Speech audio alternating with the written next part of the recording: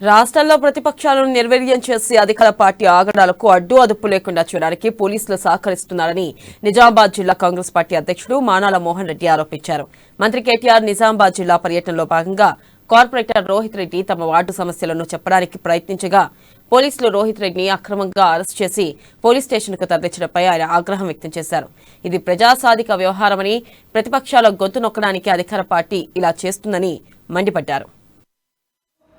రాష్ట్ర పురపాలక శాఖ మంత్రులు కేటీఆర్ గారి యొక్క పర్యటన సందర్భంగా కేటీఆర్ గారికి వినతి పత్రం ఇవ్వాలని చూసినటువంటి మా కార్యకర్తలను నిర్దాక్ష్యంగా పోలీసులు జబర్దస్త్తో తీవ్రంగా మ్యాన్ హ్యాండింగ్ చేస్తూ ఒక్క కూలిపోయేందుకు రెడీగా ఉన్నటువంటి పోలీస్ స్టేషన్లో ఉదయం నుంచి సాయంత్రం 6 గంటల వరకు ఉంచడం ఏదైతే ఉందో ఇది పోలీసుల యొక్క అత్యుత్సాహానికి, అధికార పార్టీకి తొత్తులుగా మారింది అనడానికి ఒక పెద్ద నిదర్శనమని సందర్భంగా తెలియదు.